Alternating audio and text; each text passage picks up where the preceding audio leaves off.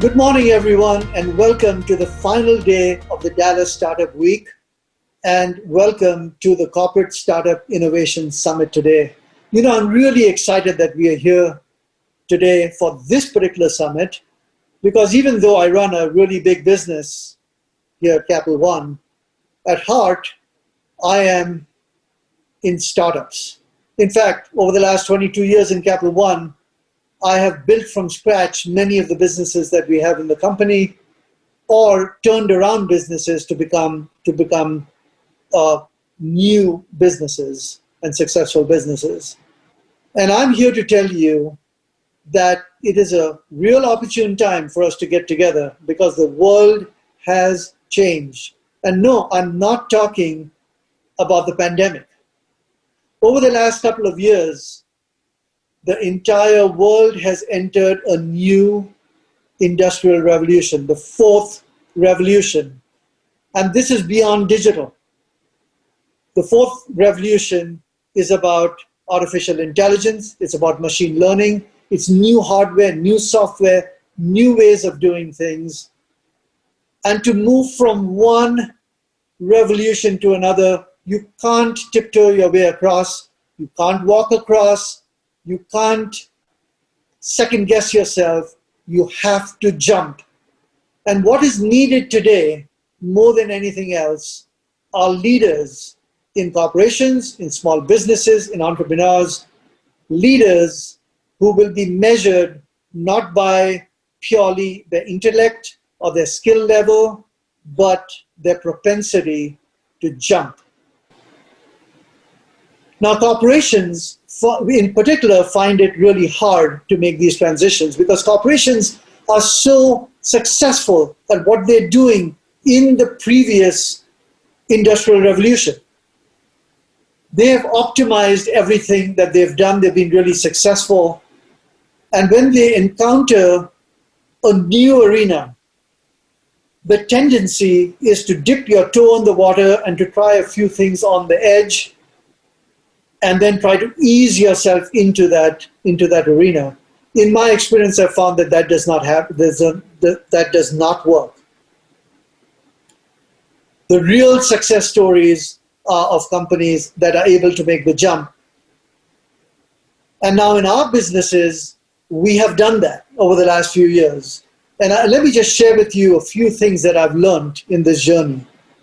There are three major areas that corporations and big businesses get limited by when encountering a change of this magnitude. One is the products and services that businesses had need to get redefined, because the boundaries between a product that they were serving and a product of an adjacent industry, those boundaries start vanishing. They start disappearing. So for instance, in banking, if you think about a business like auto finance, a bank may think that they are in the business of financing automobiles, but technology has made it so much easier for customers not to first find the car and then separately find a way to finance it, but they can do both simultaneously. And so one of the innovations we've led in the industry is to massively make the jump from being a bank that financed auto loans, for instance, to being a bank that helps customers find the car that they want and finance it seamlessly in one shot. And that has required people to break down all the barriers of their thinking about a product and enter a completely new realm.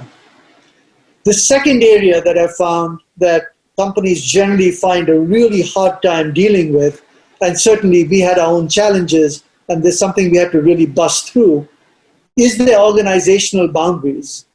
Because remember, to be successful, companies optimize each function so that it can efficiently create the product or service that it was going to deliver. Well, in the new world, all bets are off, because you have to innovate in a completely new way with new skills to get the new product to the market. And so those organizational boundaries need to get dissolved. And one of the things that we've done very successfully is we've broken down those barriers, created teams that are self-sufficient. You can almost call them mini companies or mini startups, so that each one of them can really be entrepreneurial and unleash innovation that we need. And the third major area that companies find really hard to really surmount is, even if you have all of these plans, executing those plans are very, very difficult, because execution of the plans needs a new way of thinking right from the senior leadership, so that everyone is all in and you don't have holdouts in different parts of the organization. And I had the good fortune of having a little bit of experience in a company that actually failed. This is many, many years ago, 25, 30 years ago. And I had lots of lessons that I took away from it. But one of the key lessons was that even if you've got the right strategy, execution of that strategy is one of the most difficult things a company can do. But in summary, we are right now at this unprecedented time where everything that corporations do needs to change, and they need to get much more entrepreneurial, which really brings me to today. And the amazing thing that can happen today is that corporations can learn from startups, and startups can learn from corporations. Corporations can learn from startups the art of entrepreneurism and the art of innovation to reignite those senses in the companies that we have in Dallas. For the startups, you can get a glimpse into how to broaden your horizons and how to really think about scaling up your business, and what are the trials and tribulations required so that you can really change the world, bring new things to bear, and then start to grow it and fulfill your dreams. It's a beautiful marriage, and it is required right now. I believe that with this summit, big companies and small startups working together can help each other, not only help our individual businesses, but also help create a thriving, growing Dallas community, and in so doing, as a city, challenge the world.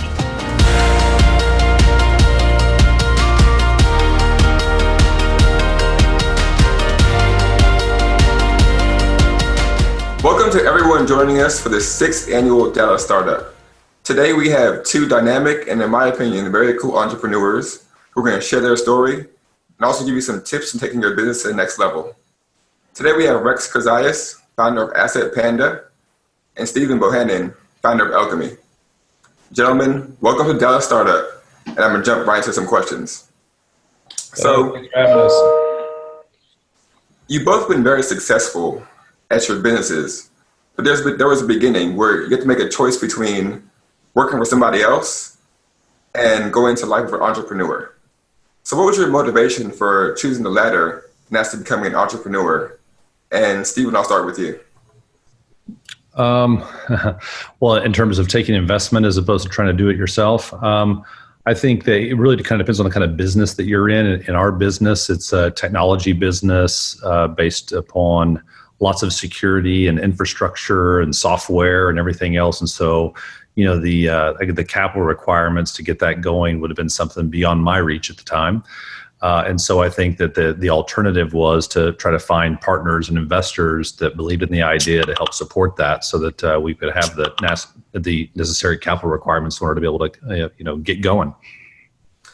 And Stephen, taking it back to like the very beginning where you were like, I actually want to be an entrepreneur versus working for somebody else. What was that true motivation to say, you know what? I don't want to work with somebody else. I actually want to be an entrepreneur. Well, I don't know that it's the desire not to work for someone else. It wasn't so much that. I think it just, as you work for various companies, you probably have some ideas and things of the things that you think may be able to be done a little bit better or a little bit different. But ultimately, even whenever you start your own company, obviously, in order to grow and become successful, you have to work with a lot of other individuals. So it wasn't really not necessarily a desire to not work for someone.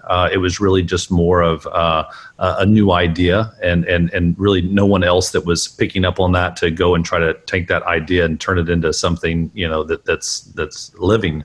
And so sometimes whenever you look around the room, you're the only one willing to do that with that idea. And so then just by nature, you're the one in charge for doing it. So I think it's more that, and it wasn't really anything to avoid working for someone else. Gotcha. And Rex, what was your initial motivation to become an entrepreneur? So for me, I come from an entrepreneurial family. My father owned a bakery, and he named it after me and my older brother.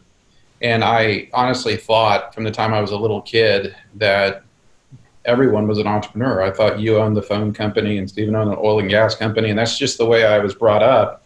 So from the time I was a little kid, I always wanted to have my own company. I just didn't know what kind of company it would be. Gotcha. So once the motivation is there, and like you said, now you get to decide what type of company do I want to start. So Rex, you've started several companies. Can you speak on why you decided to form Asset Panda and even the origin of some of your previous companies? Sure. Yeah. For me, it's about following a formula. And that formula really is heavily weighted. There's basically two sides to it. One's personal, one's business. And I found that if you can solve the personal side and have the kind of lifestyle that you want, you can typically find a business that will fit that. And entrepreneurship is hard and you take a lot of risks. So I found that you have to have something that you're really willing to work hard for. And for me, it was just freedom to be where I wanted to be, who I wanted to be with, doing what I wanted to do without any limitation. And that's what entrepreneurship ultimately meant to me, is freedom. So on the business side, Asset Panda came about because I had a very strict list of criteria that I was willing to do in a business. And they were things like, I wanted it to be on a mobile device. I wanted it to be recurring revenue. I wanted it to solve a ubiquitous problem that everybody had. I'd spent a lot of my early career traveling quite a bit. I didn't want to have to travel if I didn't want to. So I had some very specific criteria, and I kicked around a lot of different ideas. And the one that was left standing at the end was Asset Panda. And that was back in 2012. So I just stuck with it and continued to grow it. Thank you. And Stephen, can you speak about the same thing? Can you repeat the question again? Sure. So how did you decide what business to start?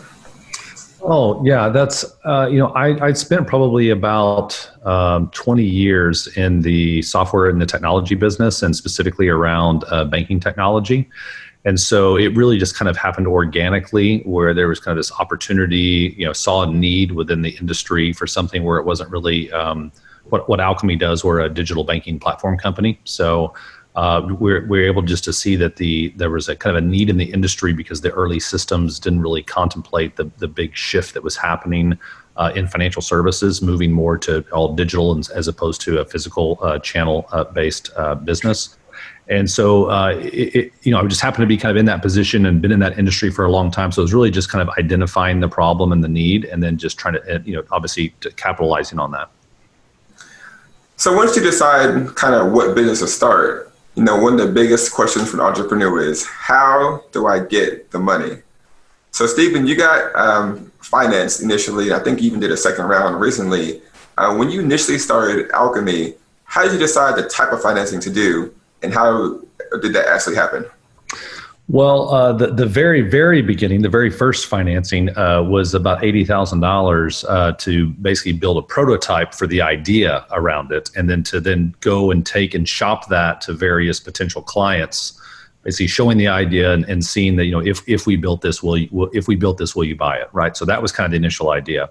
It was a fairly low risk, low investment way to kind of test that theory. Once we found excitement for it and found someone that was willing to pay for it, then we set about kind of going around and hiring the people. And so I basically had one angel investor that was part of that.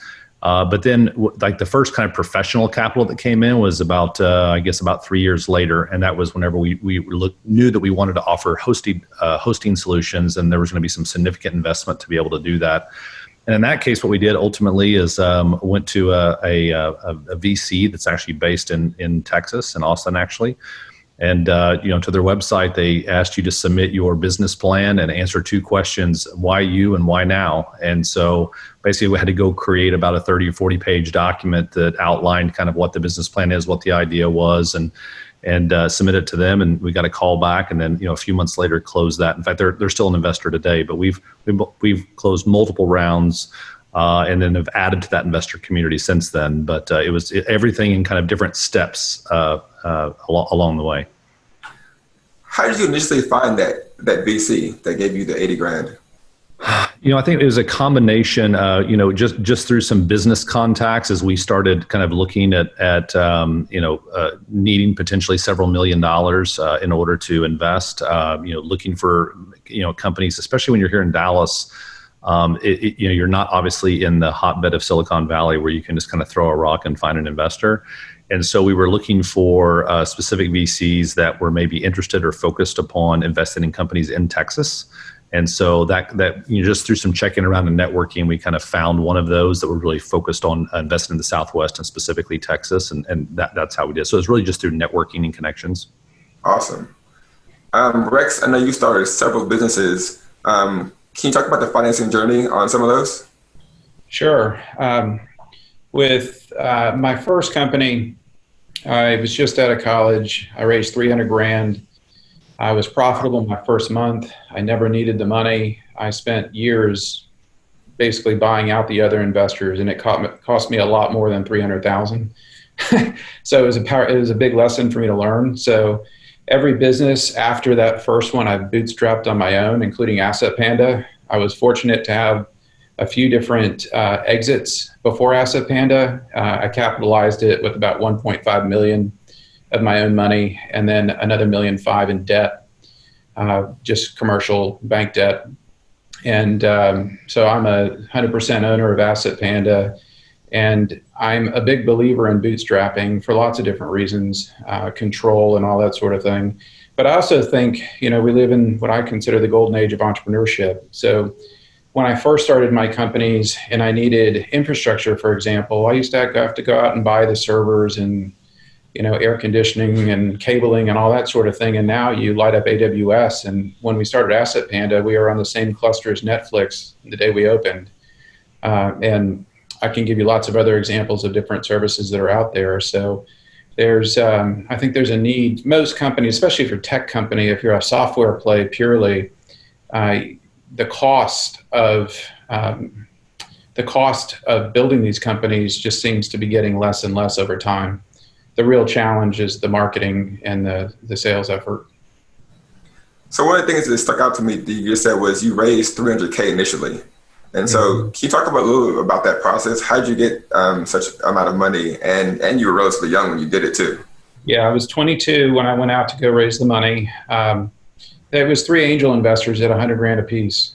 And it was, there were 2 things. One, we were building a services business that if you looked at our plan, you would know pretty quickly if we were going to succeed or fail. We should have gotten traction quickly. And we also had a technology play that was kind of part and parcel of it. So I think the investors saw it as a relatively low risk investment, and they could tell quickly if I was going to be successful or not. And lo and behold, it was good timing. It was 1999, 2000. I feel really old telling you that. But it was right before a dot-com crash in 2001, and the markets we were in were just ridiculously hot. So the timing of it was really good. And so Stephen mentioned that he found his angel investor kind of through networking. With your angel investor, was it the same way, or did you have to knock on some doors to get the deal done? So I had one lead angel investor who is a person who's still a good friend to this day, who had connections to the other 2. So I convinced one person, and then he basically called around his Rolodex and introduced me to the other folks. Gotcha. Awesome story. Okay, so now that we've got some capital to start the business, It's about time to pay some investors back or pay back some debt, and to do that, you got to achieve some exponential growth. And you guys have both done a phenomenal job in growing your business. So I know a question on everyone's mind is going to be, how do I get exponential growth? And Rex, I'll start with you. You had several businesses. You cashed out on a couple of them. How'd you do it? What's the secret? So I don't know if there is a secret, really. I just decided that it was back to the basics. If you had a strong focus on your client and providing great service to them, and you had a lot of loyalty and for your employees, and you wanted to hire the best people, if you could combine a good service with really good people, with the best interests of your clients, people tend to see that pretty quickly, and they want to be part of it. So I think one of the keys to growing a company, and this is just a personal opinion, but as a CEO of a business, I think there's a lot of commonality of what our focus should be across any board in any industry, and that's to hire the best possible people available to work for your company. And if you can attract really good people, I think you're going to have really good results. So all of my companies have been very high growth, Asset Panda included, and a lot of it has to do with just the core people. Now, there's some very specific things with a company like Asset Panda where it's a software play, where we rely heavily on inbound sales and content marketing and so forth. That gets us lots of leads that we can convert, but it all just starts with the core. It starts with the people that you hire. I want to touch base on something you said just now.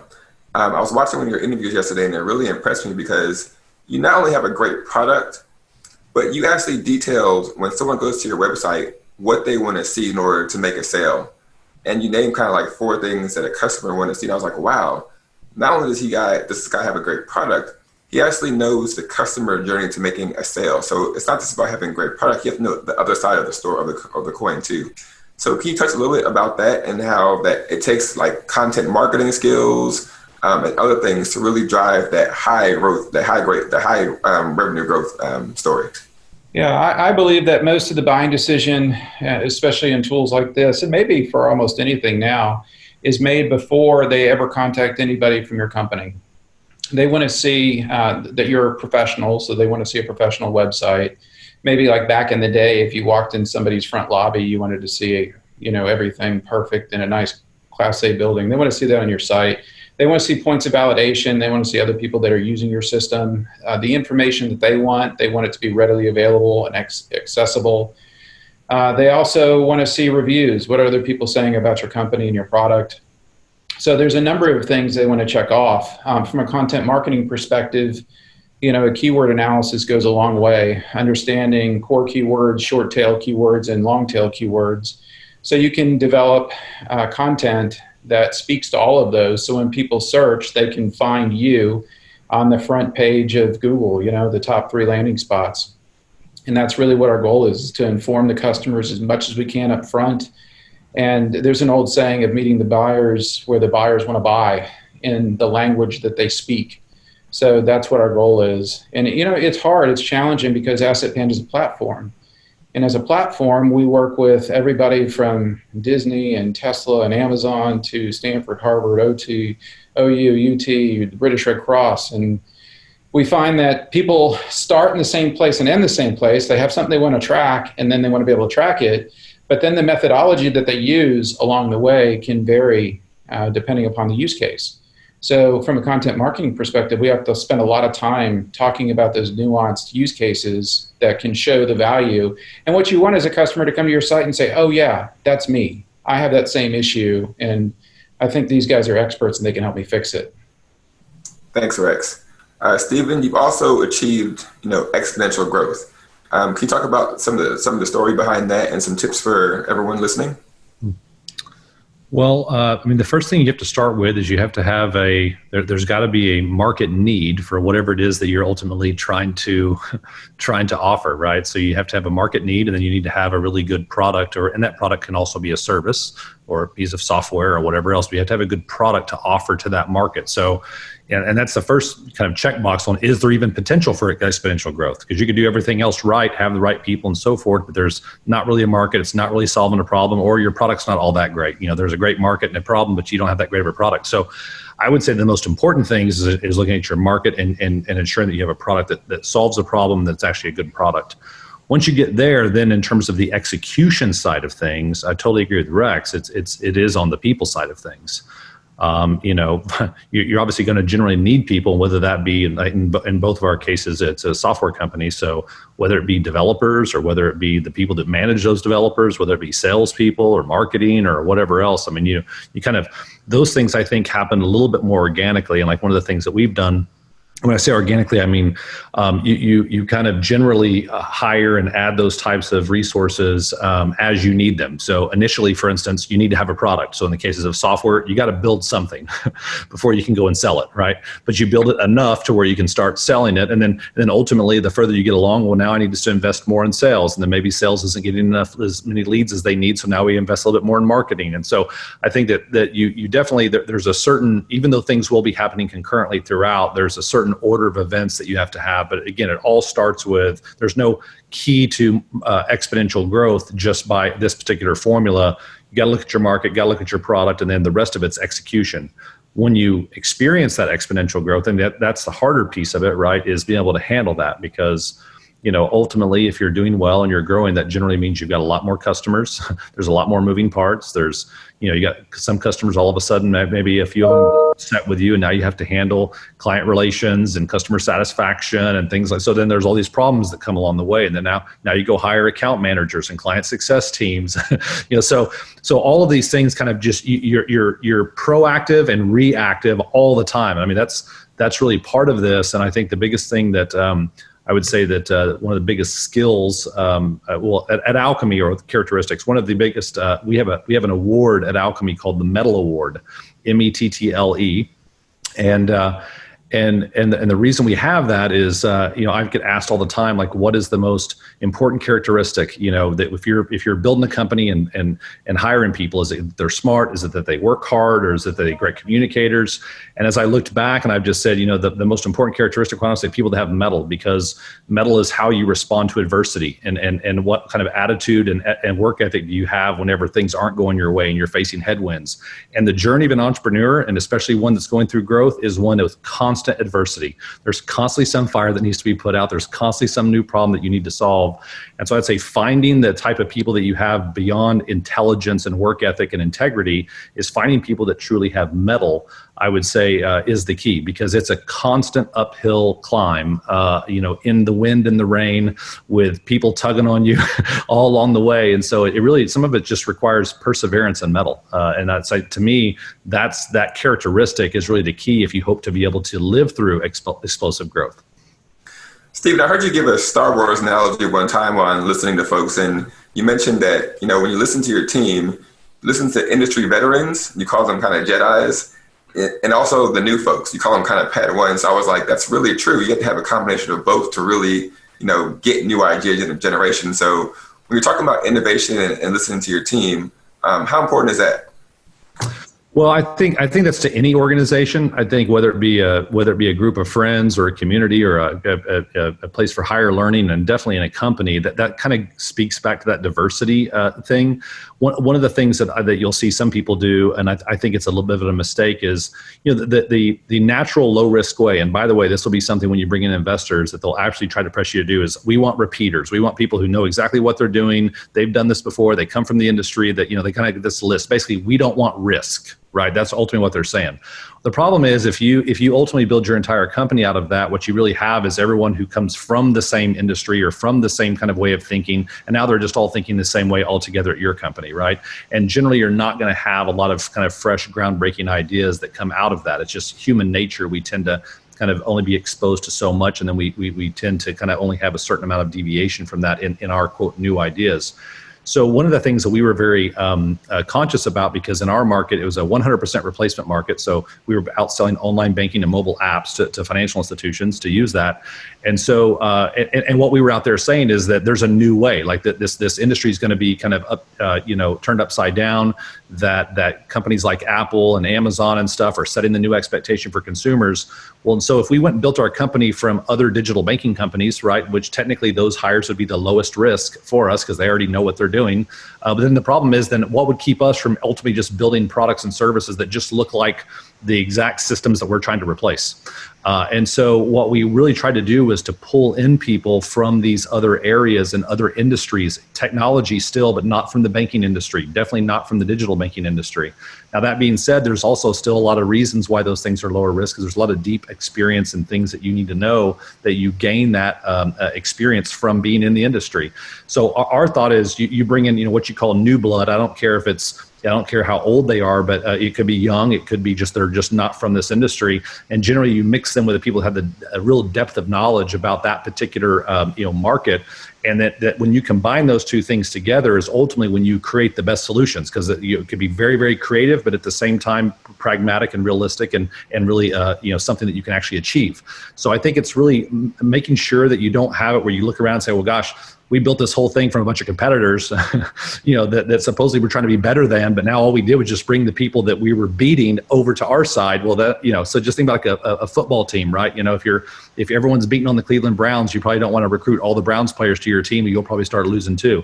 So sorry for all you Browns fans out there. So I think it's just that combination of mixing those things together, bring kind of that diversity of thought that was just so critical when you're trying to kind of create a new space or trying to stand apart.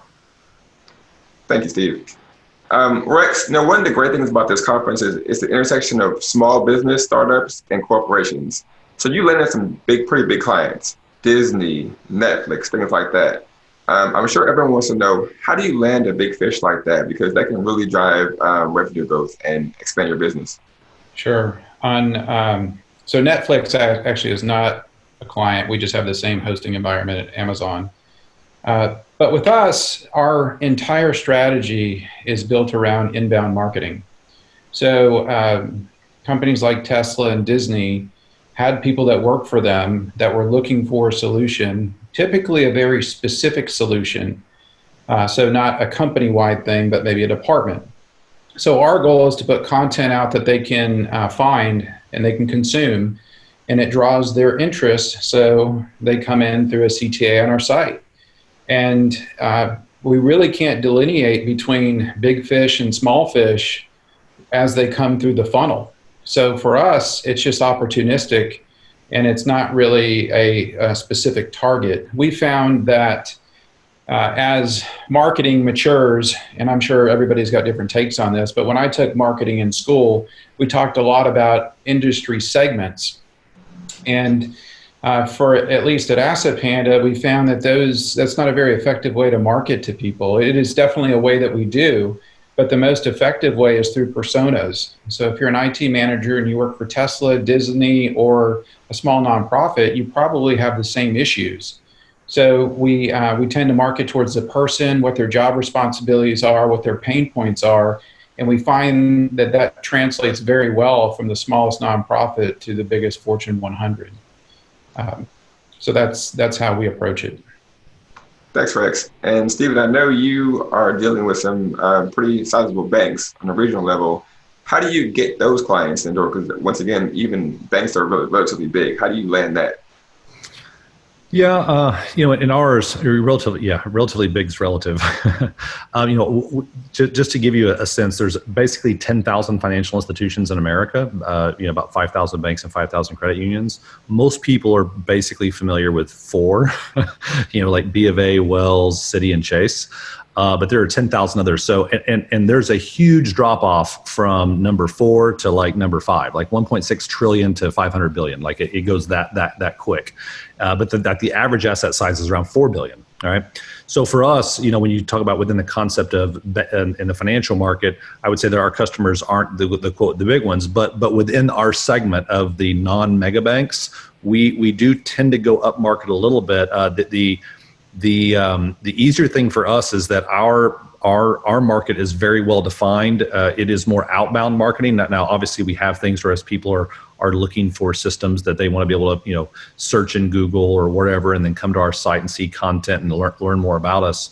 But we have a very, very defined list, right? You have to be a chartered bank or credit union within the United States. And then if we say, hey, we want to focus on those $1 billion to $50 billion, for instance, there's a very definitive list of who those are, and we can reach out to them and communicate with them. So ours is probably a little bit different. Our our market is definitely a bit more vertical and not quite so horizontal across all various different industry sectors.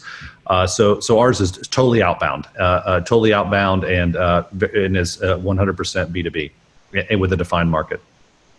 Is there any secrets to that success of going outbound so successfully? Well, and kind of the secrets of success on, I mean, the line of questioning is kind of going towards larger clients. I would say, obviously, it depends on your business, right? Because sometimes you don't want a larger client. I can just tell you that we even kind of have an upper limit. Not that a mega bank would want to go with us, let's say, because they have thousands of developers on staff themselves. They're basically software companies that sell financial products. But even if they did, it would not be something that we would, as an organization, be able to handle them as a customer, quite honestly, and the demands that they would have, right?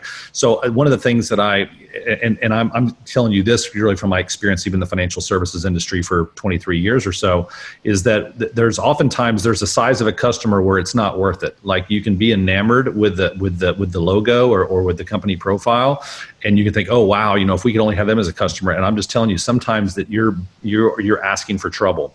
Sometimes it's actually better to go after a mid-tier size or even down to the smaller one that can be highly profitable business, that you generally have customers that generally maybe aren't quite as demanding. What they expect and what you're able to fulfill, there's a match there. And so I would say, my advice for entrepreneurs is don't be enamored with the big fish. And quite honestly, whale hunting is kind of a dangerous thing. You come back most days with nothing. So go out, get a few fish, hit a few singles and doubles, kind of work your way there. So I would actually recommend ensuring that whatever capabilities that you have as a business, and speaking to entrepreneurs, make sure that you can prove it with someone who is less demanding first, and then kind of work your way up. Okay, but I would not. I've just seen a mistake so many times where people are like, oh, we're going to go get that meeting with X company or X company, and they're constantly swinging for the fences, and they end up striking out a lot more. And where if they will just kind of set their sights a little bit lower to start with, prove themselves, then whenever they're trying to get that meeting with those larger clients, they actually have a great resume, a great client reference list, and everything else that they can point to. But I would say be careful swinging for the fences all the time, because people that do that generally don't have the greatest batting averages. Thanks, Stephen. Company culture is very important to both of you. And Rex, I'll start with you. Can you talk about your company culture, how you build it and how you sustain it? Sure. So there's, I really have to draw a line of demarcation for Asset Panda pre-COVID, post-COVID. We've gone to a completely remote environment, so our company culture has changed. But there are some basic pillars that I think are very important, and I can't emphasize enough how important company culture is. And ultimately, any product or service can be copied and someone else can do it. What's the difference between companies that are successful over the long term and not? And I would argue that it's culture. I think culture is the only durable competitive advantage that any company will ever have. And culture to me is simple. It's getting the right people, making them feel wanted and informed, celebrating their individuality, who they are as people. If they can come into work every day and feel challenged, excited, motivated, communicated with very clearly, and know that they've got a powerful and strong voice where the company wants to hear good, bad, and indifferent, I think you have the pillars of something that can be turned into a great company culture. But a culture isn't a thing that just happens the first day you start. It's built over time. It's trust, it's respect, it's loyalty, and it's really respecting the people on your team and trying to make your environment a place that nobody would want to leave, and it's not easy to do. It's incredibly hard to do, I think, and it's hard to maintain over a long period of time. And I think it's why you have huge companies over time that go out of business or they dissolve. And I think it all comes down to the motivation of the people and then the culture that is kind of instilled from the top. Well, I can tell by the interviews I've seen that everyone at your company has fun and they love the t-shirt. So great job. Thank you. Stephen, can you talk about your company culture, how you build it and how you sustain it? Mm-hmm. This may be a long answer here, so I'll try to make sure I try to keep it as brief as possible. So, we didn't start out with any mission statement or any sort of cultures that we had written down anywhere, and so then it got to a point to where, I don't know, maybe we were 100 to 150 people or so. And so the culture was just kind of almost, if you just asked people what it was, we most people would kind of say the same things. Hey, what's the culture there at Alchemy, right? But we got to the point where we said, hey, as we're growing, because we went from like 40 people to 100 to 200 to 300 to 400, kind of each year, we obviously realized that we had something special, and we could see threats to it of dilution, especially as you're hiring a lot more people and they're coming from some other place that maybe has a little different culture. And we didn't really have anything formalized, stating what it was, codifying it. We didn't have any programs to reinforce it and things like that. So we brought in a fantastic, she's technically our chief HR officer, but chief people officer, chief culture officer, whatever you want to call her. And part of that was to ensure that we not only codified our culture, but that we reinforced it and were held accountable to it at all times. So some of that, where it starts, number one is, writing down what it is. This is our culture. These are our values and so forth, and making sure that everyone's on the same page, not just something, and really asking yourself, does that really reflect us, or is this just something that we think would sound good on our website?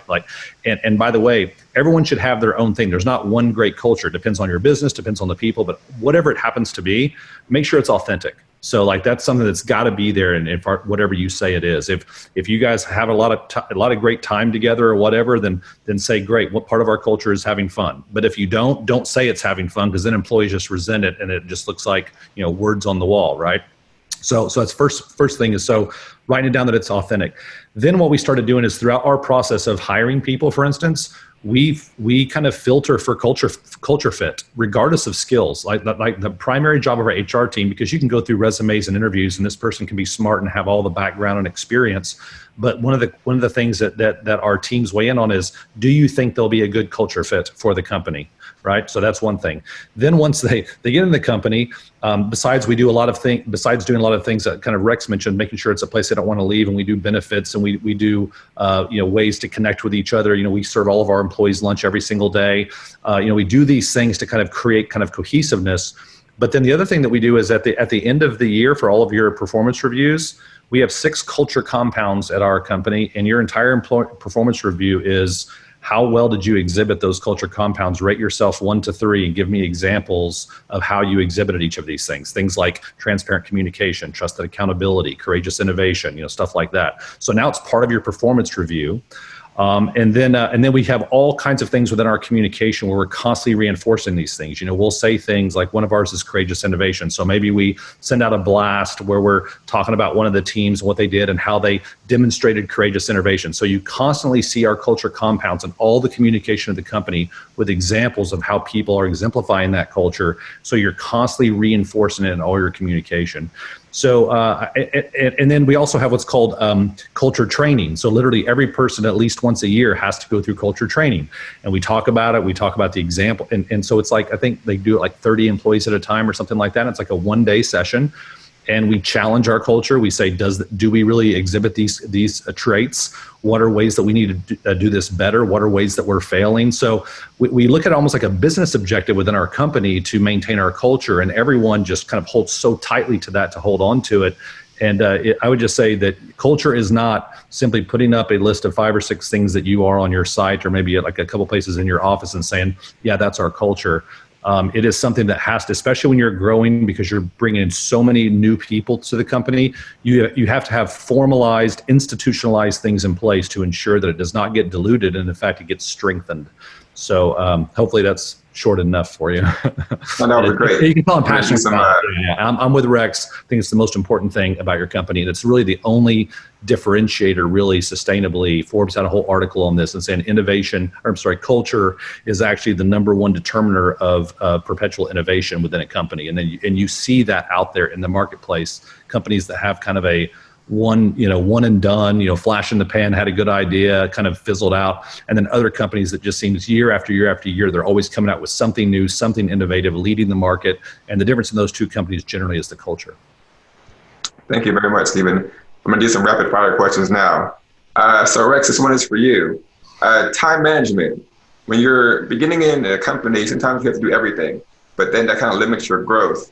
Sometimes you have to kind of like offload things on other people and leverage your team to really grow. So can you talk about that transition of growing and going from doing everything to maybe leveraging your team? Yeah, it's one of the biggest lessons I learned in my business life. Early on, I had a chance. I was 25, and I had a company that was doing about $3 million in revenue, and I had a big ego, and all the revenue went through me, and I kind of managed the entire business. And I had a chance to buy into a multinational software company, become the president. And I wanted to do it. So I bought into the company, I became president, and now I had a $3 million book of business that was all me and all tied to my ego. And I had to learn to transition that to other people. And it taught me a very profound lesson, because the people I transitioned it to turned a $3 million book of business into a $20 million book of business. So one, I wasn't as good as I thought I was, and I learned the power of multiplying your skills through other people.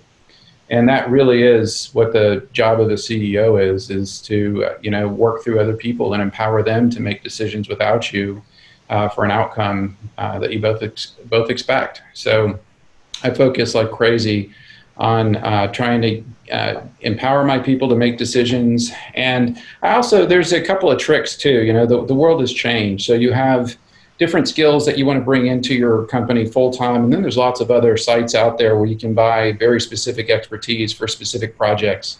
So one of my litmus tests is, if I have something that's core to me and what I'm doing every day in the business, I realize I need to either hire someone or find someone else to do that, because if I'm doing that task, I'm not focusing on the future of the business. So it's a big part of how you grow and become an entrepreneur and become successful. Thanks, Rex. All right, Stephen, this one's for you.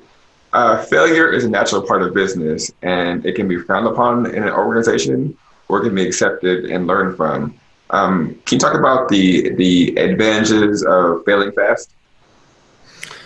Yeah, well, one, I mean, you hit the nail on the head there. I mean, well, the advantages of failing fast is just that obviously you learn quicker, and then you're able to respond quicker and pivot and make whatever adjustments you need to have. But you hit the nail on the head with saying that you need to have a company that is an environment that ultimately people feel comfortable failing.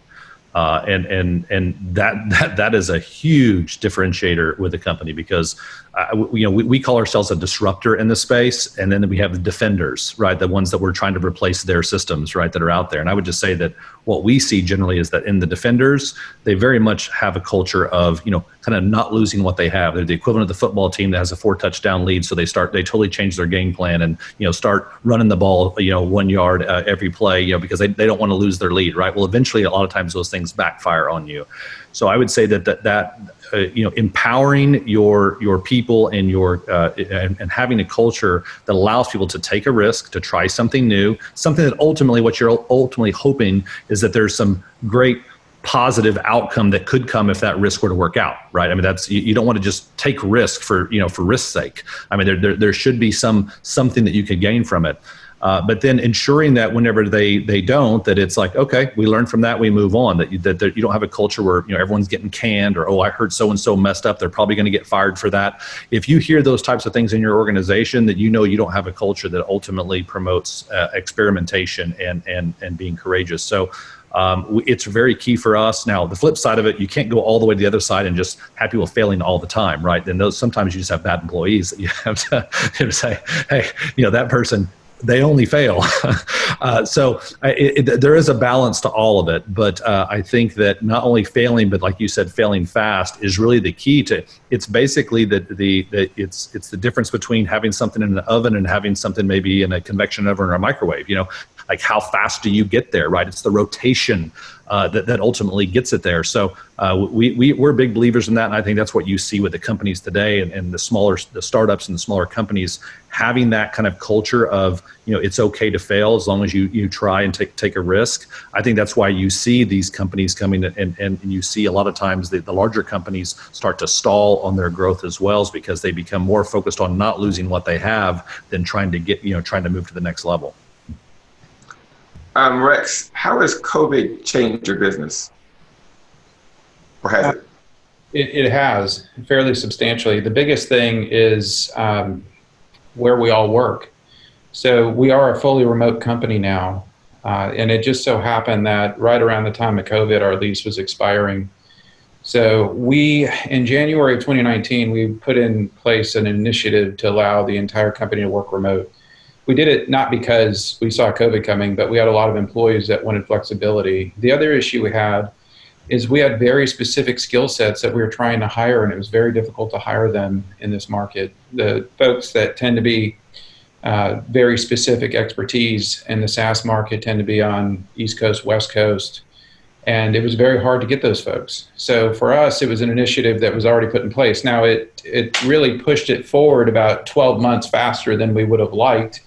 But that was a big thing. And the second thing COVID's done is opened us up to a truly global employment marketplace. We've hired quite a few people in the last few months, and most of them are not in Texas. They're all over the United States, Canada, Philippines, India, Bosnia, Jordan, lots of different places. We're trying to find the best people in the world for the specific jobs that we're looking to have done. So it's radically transformed our business.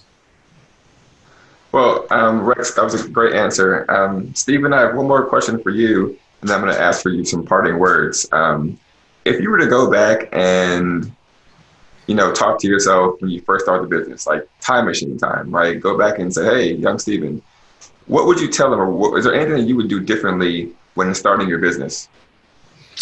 It'd probably go back to the last question, which was around the culture. There were definitely times because of the pressure, whether you felt it from investors or you felt it from yourself, where in order to, hit the next objective or make that number or whatever, that, especially when you need people to do it, it's really easy to rationalize people that don't fit the culture, but that have the skill set to go ahead and bring them on and make them part of the team because it solves a problem. You have a short-term problem. The problem is you create a long-term one, and ultimately you'll be replacing that person later anyway. And it's probably going to be more painful because they're, then become entrenched. So I would say I would have, when I look back, and there's no any specific mistake. We've made mistakes, we've had failures, we've had different things we've done. But I would say the thing that I felt like ultimately that we really could have avoided was, hiring too fast and not really filtering for culture fit. And it just created a lot of more work and rework and retraining, if you will, as we got. So I would just say, stick to your guns. If you're an entrepreneur and you're building it, build it. Know that sometimes you're just going to have that seat open a little longer, and it's just going to put more work on everybody else. But it's better than filling it with the wrong person. And I would just say, as a young business that's growing, and you're all excited, it's really easy to rationalize making those hires because you're under a lot of pressure. So I would just say, just leave it empty, stick with it, and that you'll ultimately be happier that you waited and exercised that patience later than you will if you make the short-term decision. So I would say it's probably the biggest kind of mistakes when I look back at all is related to people that we kind of knew we had a bad feeling about anyway, but gosh, we really needed to get this thing done and brought them on. Shouldn't have. So I would say those are the most of mine when I look back. It's all around that. Thank you. So this last question will be for both of you, and Stephen, and Rex, I'll start with you. So what does it mean to work in Dallas Pride? How has it helped your business, and what parting words do you have for the attendees of this conference? Sure. So Dallas has been instrumental to my entrepreneurial career for a few reasons. I've been fortunate enough where I've sold and operated in countries all over the world and a lot of different states in the United States. And I found that Texas and Dallas in particular is a very entrepreneurial place where they welcome and encourage entrepreneurship. There are organizations like yours and like Entrepreneurs Organization and Young Presidents Organization that are fantastic support groups for entrepreneurs and really encourage it. So Dallas is a fantastic place to be an entrepreneur. And my parting comments would be, the world needs more people to take a chance on themselves. The world needs more entrepreneurs, especially with everything that we're going through economically. A lot of people are going through a lot of hardship right now. But, when difficult times happen, opportunities arise. And I hope that people that may be going through some difficult times right now can focus on what the new world and the new normal is, and what the new opportunities can be, and see the possibility versus some of the carnage that I think a lot of folks are going through. So take a chance on yourselves. The world needs more entrepreneurs. And Stephen, I'll repeat the question. How is it being an entrepreneur in Dallas? How has it been instrumental to your success? And any parting words you have for the attendees of this conference? Yeah, for us, so Dallas, just the community itself, especially in the tech industry, at least for us, has been amazing. And I just, I actually moved here from Oklahoma City about 13 years ago.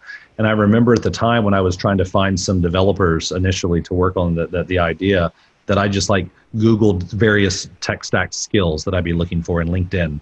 And I think I had like 8 results in Oklahoma City, and I had something like 450 results in Dallas area, right, for those same skills. And so it was such a huge difference from a place even 2.5 hours away. And so for access to talent has been amazing. I think that for us, since we deal nationally and we travel a lot to client sites and prospect sites, so being centrally located and be able to basically take day trips to San Francisco or even as far as New York City, I think that has been huge. And then whenever you're looking for our kind of the prototypical workforce for us is generally a bit on the younger side, young families. And so being in the North Plano, Frisco, McKinney area is just almost like an endless supply of this type of talent that we've been able to add. So I think that the location in the country, obviously the tax climate, and then the access to resources, the DFW area has been amazing. We probably wouldn't have been able to do this in Oklahoma City or Omaha or some other place. Maybe we could, but it'd been a lot harder. So I would just say it was much easier with the Dallas. And quite honestly, it's not that we've relocated a lot of people to Dallas that have joined us, and it's kind of it's not that hard of a sell, to be honest with you. It's hard to get a few people to come off like the beach on the West Coast and come here, but other than that, it's actually a pretty easy sell to get them to come to Dallas Fort Worth. Awesome. And then any parting words of wisdom for our attendees? I would say that whenever people, you think about the word entrepreneurs or people that are creating a startup, I would say to kind of determine, I think Rex kind of talked this a little bit before, and kind of like what's your motivation for it. I think if your motivation is, I want this thing to be as big as possible, as soon as possible, then you're going to have to relegate yourself to probably you're not going to be in full control of it. You're going to have to get a lot more people. You're probably going to have to get investors, and you're going to have these different things. If your motivation is, look, I want a business that allows me to have freedom, independence, all those kinds of things, then be also happy with it, maybe having a bit more of a measured trajectory on that as well, but understanding that that's what's important to you. So I think that sometimes, we get wide-eyed as entrepreneurs, like, hey, we just want it all. We just want to we want to bootstrap, Apple basically, or something like that. Just kind of say, well, let's be a bit more realistic. So I think being real with yourself initially and determining what's important to you as an entrepreneur and as a founder, and then from there, kind of think about the right paths to go, understanding that there's pros and cons to both. Thank you, Stephen. Well, Rex, Stephen, I've definitely enjoyed our conversation. Thank you for your time. To the attendees of this conference, I hope you enjoyed our 2 dynamic and, in my opinion, really cool speakers. Next up will be Hissam Hassani, CEO of Match.com, to talk about how Match.com is staying with the startup culture and also how they've navigated through the last few months. Stay tuned.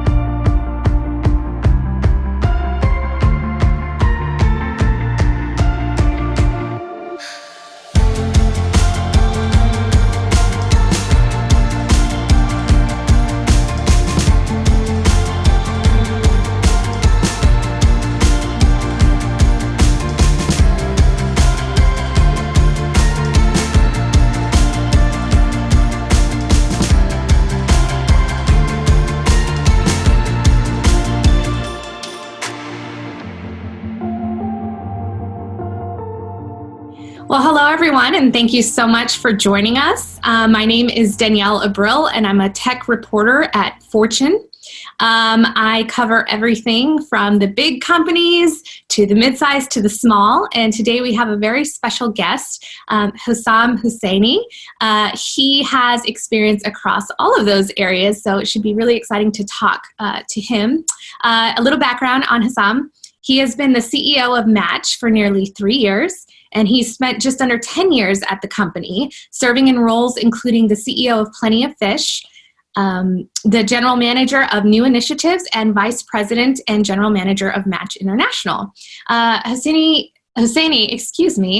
spent the first 2 years at Match Group, becoming the youngest vice president before leaving to start his own tech startup called Bunch, and that was sold in 2013. He lives in Dallas with his wife and his 3 children. So thank you, Hussam, so much for joining us. Yeah, excited to be here. Thanks, Danielle. Wonderful. Well, I just want to go ahead and jump in. I think the thing that's on most people's mind as we're working through a pandemic is how to work through a pandemic. Let's start off with the early part of the pandemic and how that affected Match's business. If you want to just explore a little bit about what you guys were seeing and how you were viewing this in the early days. Yeah, I mean, it feels like years ago, but can't believe it was this year. The early days, the first 2 weeks, I would say, things are really up in the air. We didn't know what to expect. A lot going on internally, but also just with singles. Like, do they want to date? What's going through their minds? And I would say the first 2 weeks, we really were just watching things daily and seeing how it played out. But very quickly, probably around the beginning of April, we started to see our business stabilize. And in fact, since then, it's actually grown tremendously. Match has had several record months just this past summer.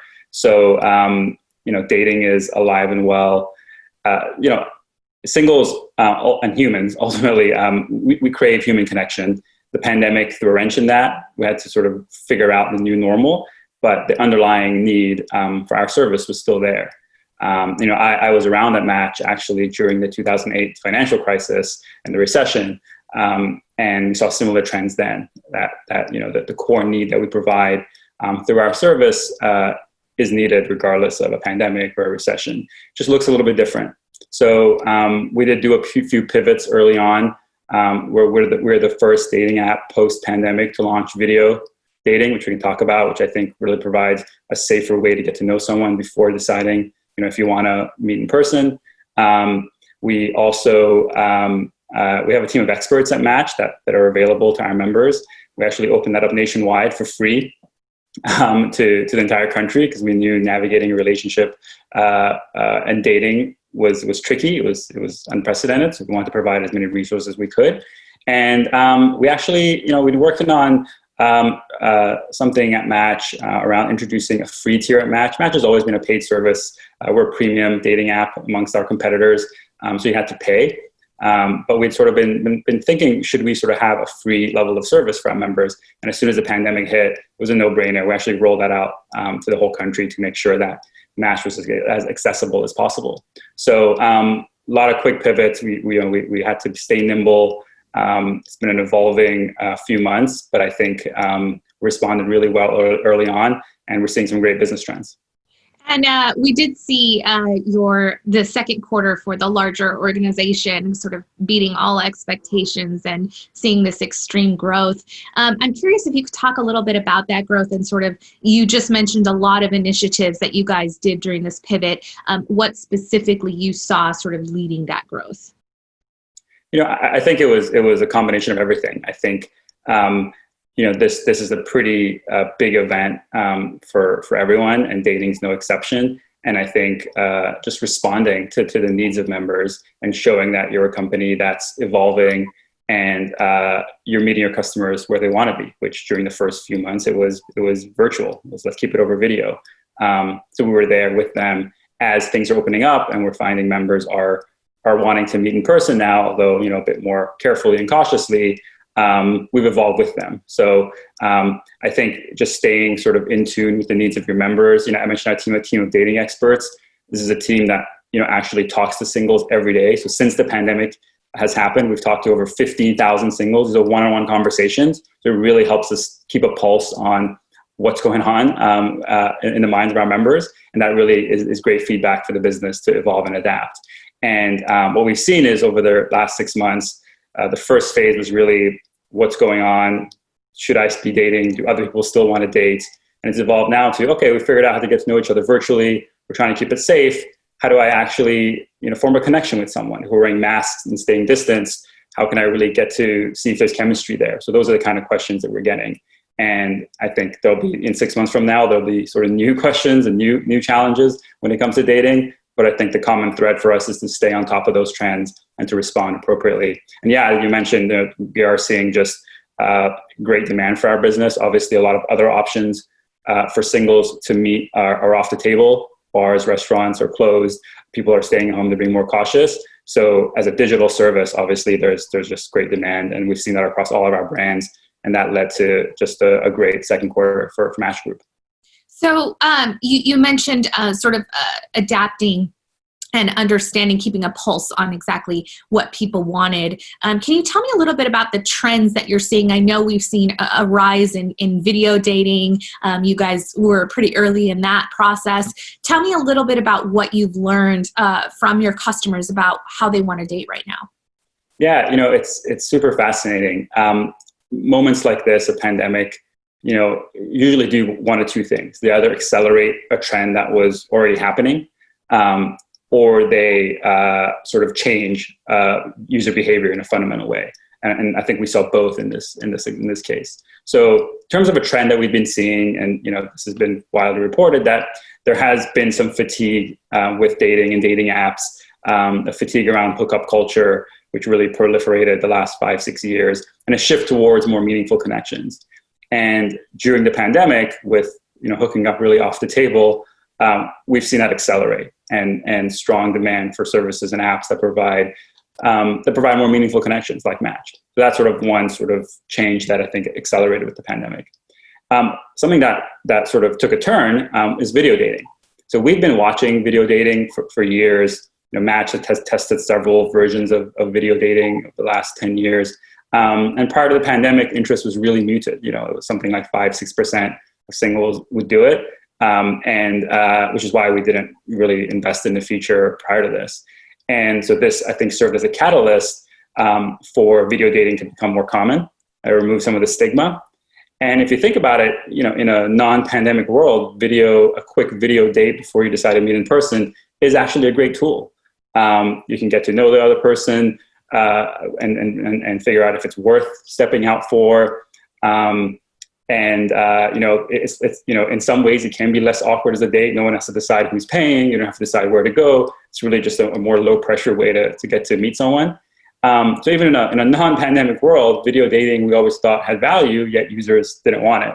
But that's changed obviously with COVID-19 and the shutdown. So those are the two biggest trends I would say that we've seen in the last 6 months. Gotcha. And then, we talk about dating in a pandemic and some concerns around health.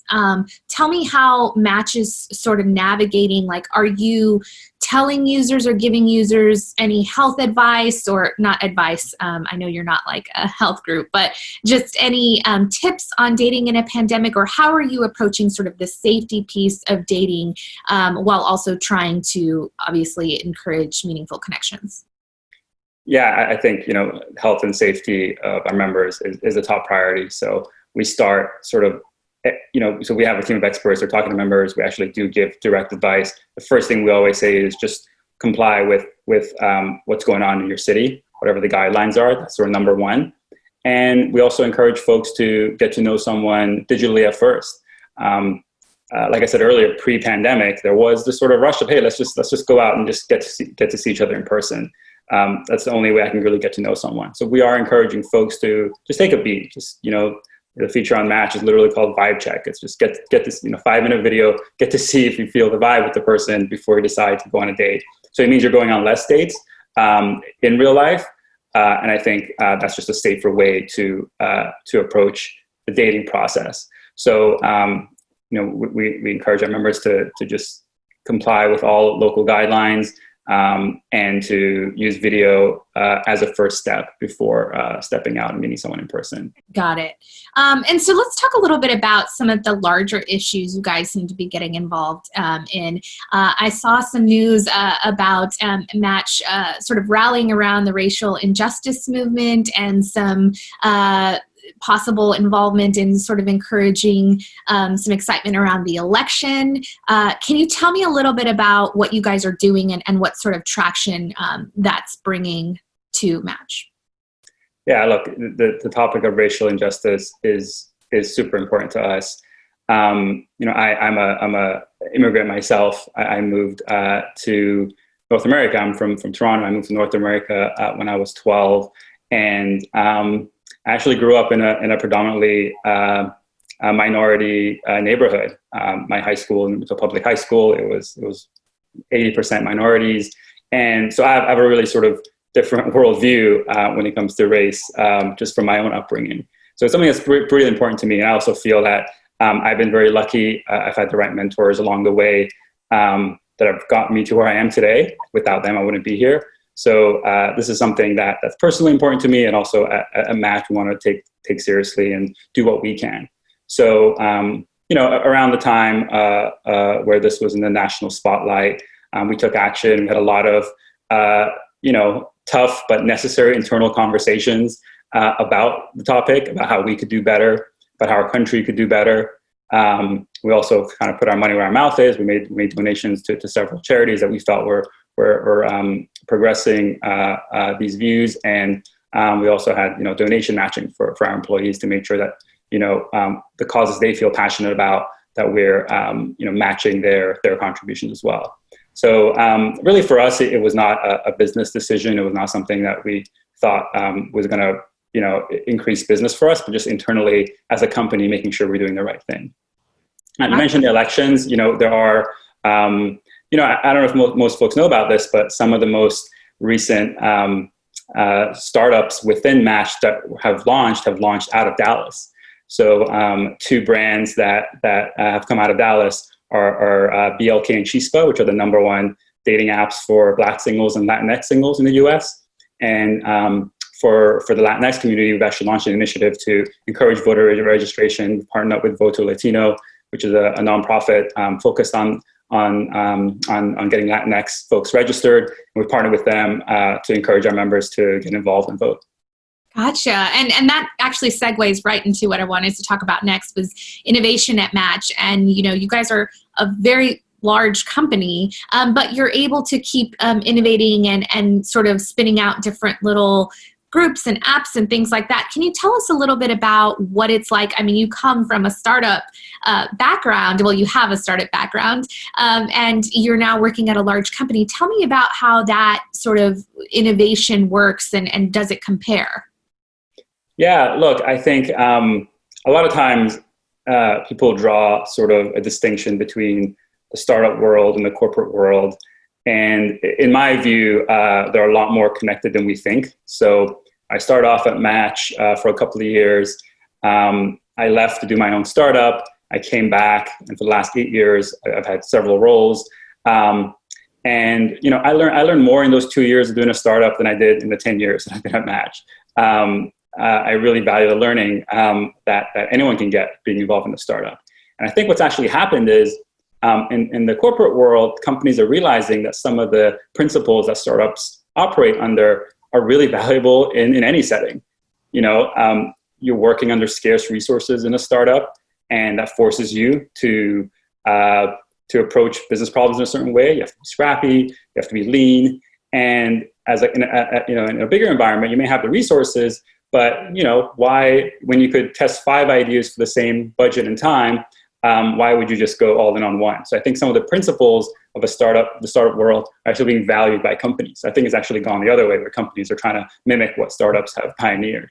And I think, so I kind of see the world as a lot more connected. In my experience, in the last 8 years, I led 2 acquisitions of startups for Match Group.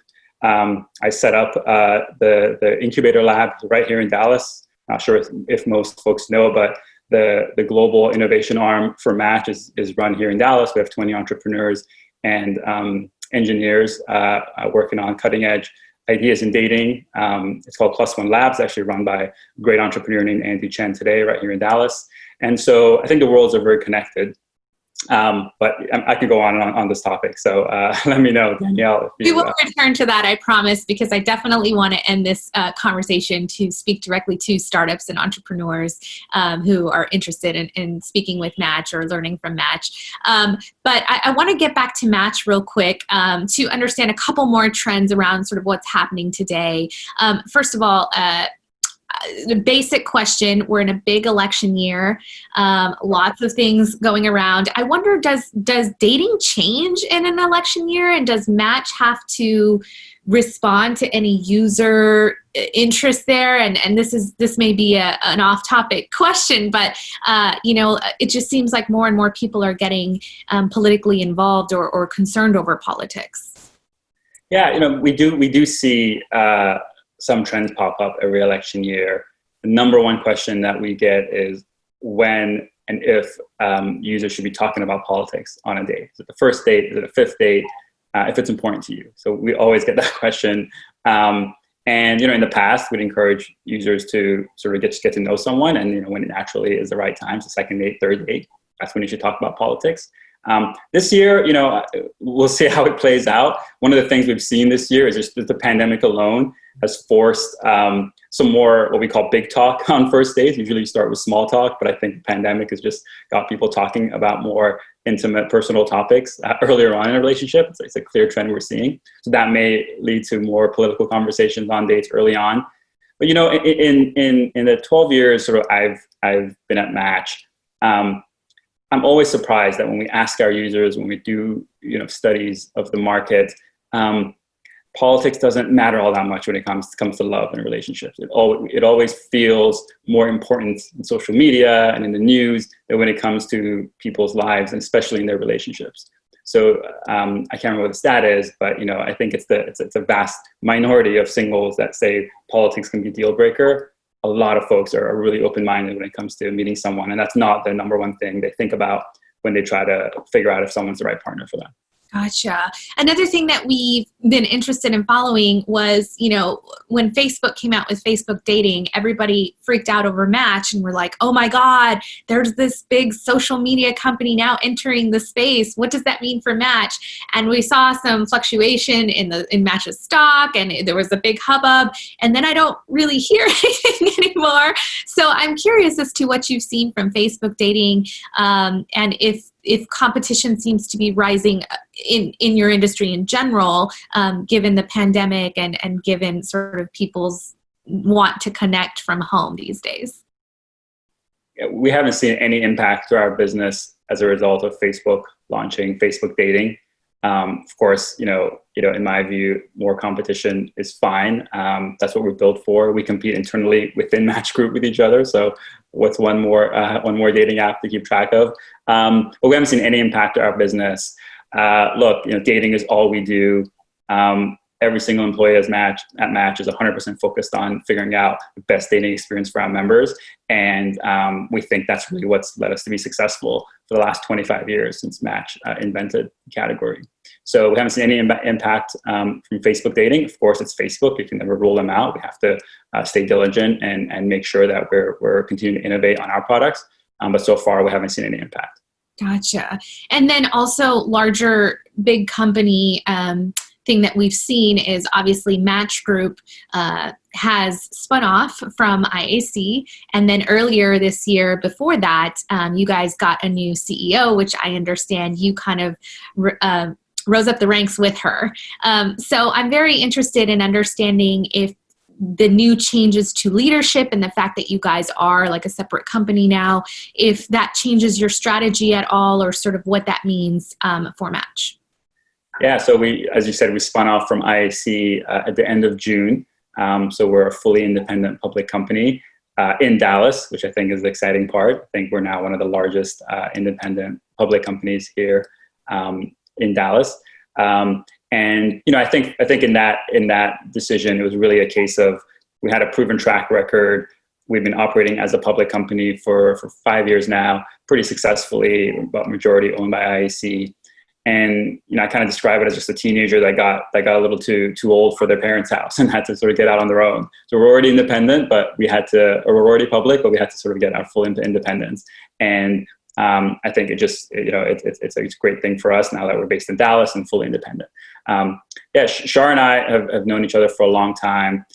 She was actually one of the reasons that I joined Match to begin with. I remember vividly, this was 12 years ago, when I was interviewing for Match. We both happened to be in the Bay Area on business, and we decided to meet up for breakfast. So she was one of the first people I met, and I was super impressed by her. She is super intelligent. She's very humble. She is awesome to work with. Everyone who works with her feels that she is empowering. And I've just been a big fan of her and learned from her a ton as we've sort of both progressed within Match the last 12 years. In terms of what it means for Match, it's been a pretty smooth CEO transition, I'll say.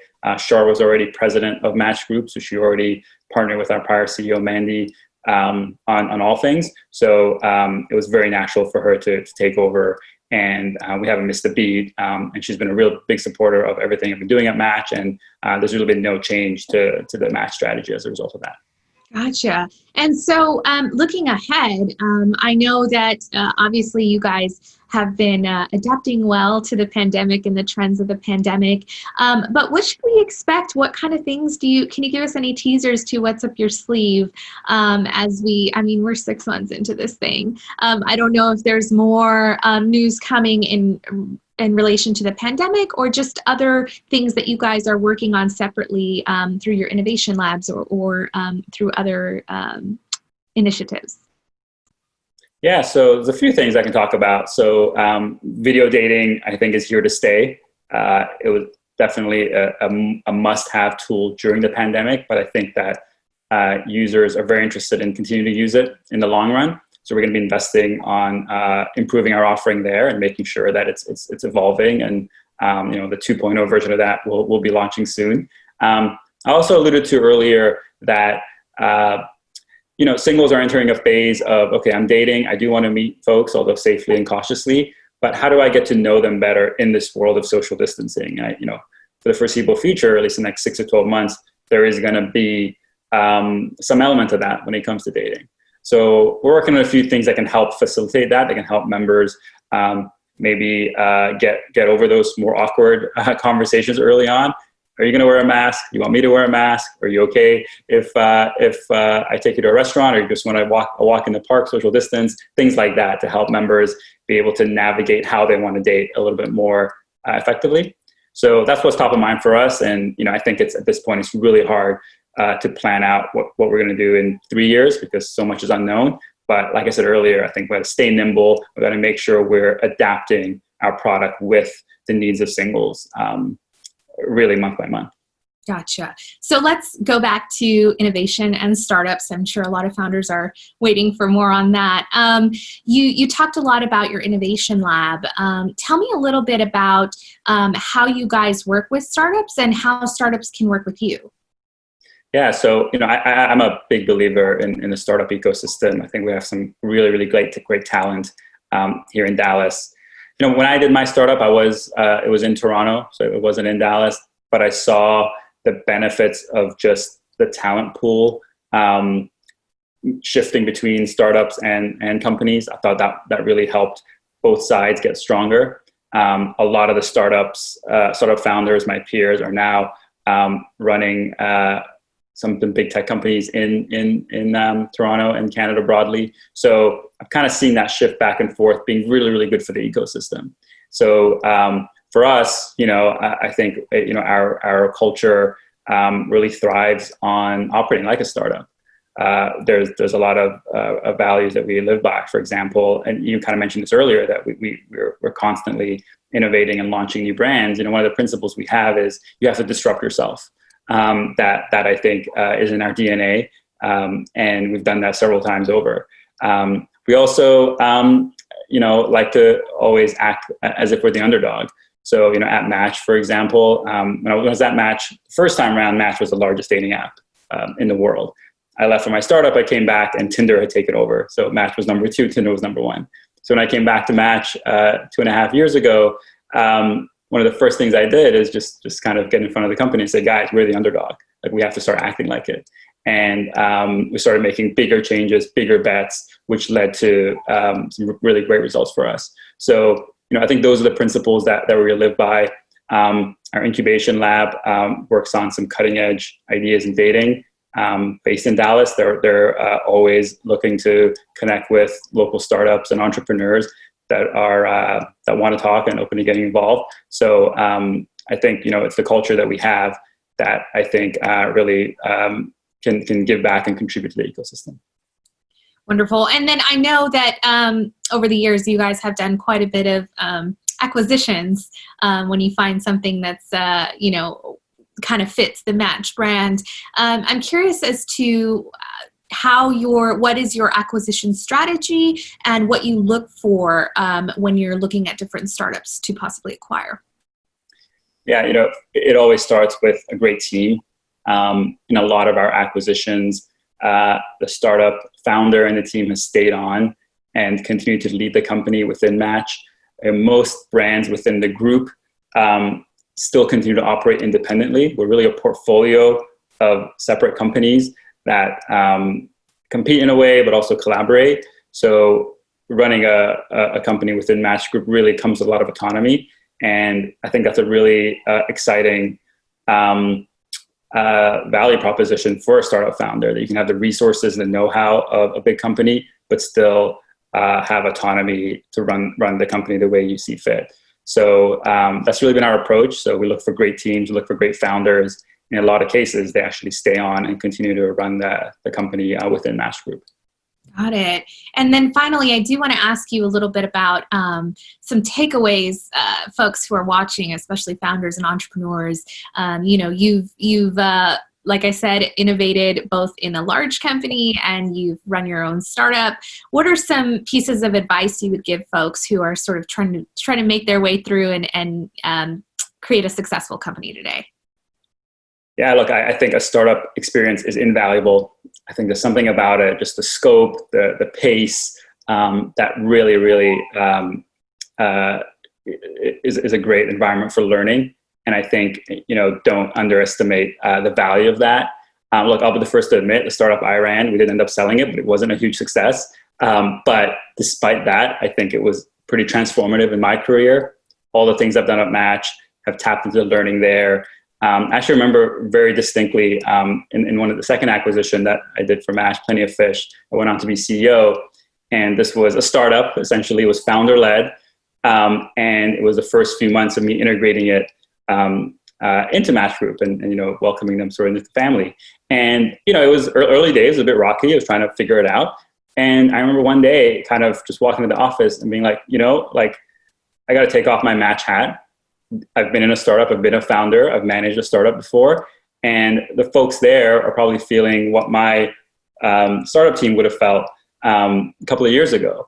And I completely shifted modes. And I channeled all of my startup experience as opposed to my experience with Match. I think it really was a pretty pivotal moment. So yeah, stepping back from that, just the startup experience is super valuable. And I think I encourage folks to, don't undervalue how applicable it is to any role that you may have.